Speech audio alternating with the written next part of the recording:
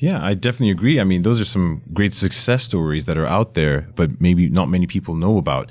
And, that's a perception problem as well. But something that comes to mind is, there are a million things you could be investing your time and resources into, right? So with the rhinos, that is a success story. And, people had to make a concerted effort and a framework as to why we're going to tackle this problem, why it's important, and decide to actually apply resources into it. Because if I was to, think about it from the outside looking in, a lot of people think nonprofits are wasteful. They're sort of indiscriminatory in terms of where they spend their money because maybe there's less accountability and things of that nature. But how do you decide on what problems to solve and how to actually deploy capital to get some of these amazing success stories that you're talking about?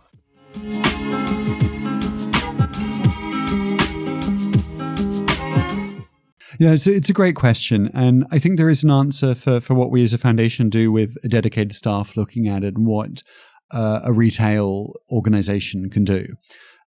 For us, it's a confluence of a few factors. It's things that are within our mandate.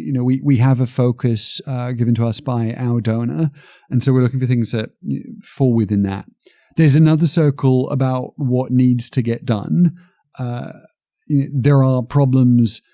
There are many problems in the world, and you need to focus on ones that you can reasonably make some movement on. The real question about why now.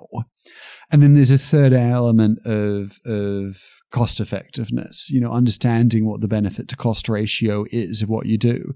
So we will, my background was working in private equity for a strategy consultancy, and similar to what we do there, if we're doing an impact investment, we understand the financial return. If it's a grant, there is none. But we also understand the impacts that we're having, give or take, and clearly subject to risk.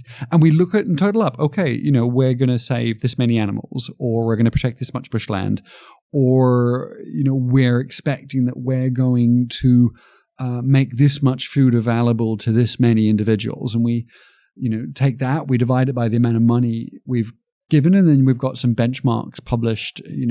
Copenhagen Consensus will give you, a fairly large raft of benchmarks on what benefit to cost returns you can expect, and we go, does that meet the threshold or not? So it's really a combination of those three factors. I think the other element that's particular to us is that we really believe in the power of having an effective organization that we are helping to grow. There is a tendency to want to create everything from scratch, to be the person who said, I invented this or I solved this problem. And the truth is that I think a lot of problems have already been partly solved, or someone out there is doing some really good work. And actually the most efficient use of resources is to help them do more of what they're doing than to try to find someone who's going to perfect it, because that perfection is very elusive.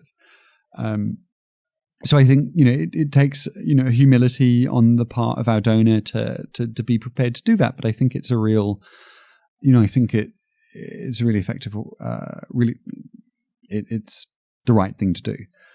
When dealing with an individual, I think this is really interesting, but there's a whole school of thought called effective altruism, which is we have the science and we have the knowledge to understand what is the benefit of giving a child a deworming tablet at age 5. How does that compare to a mosquito bed net?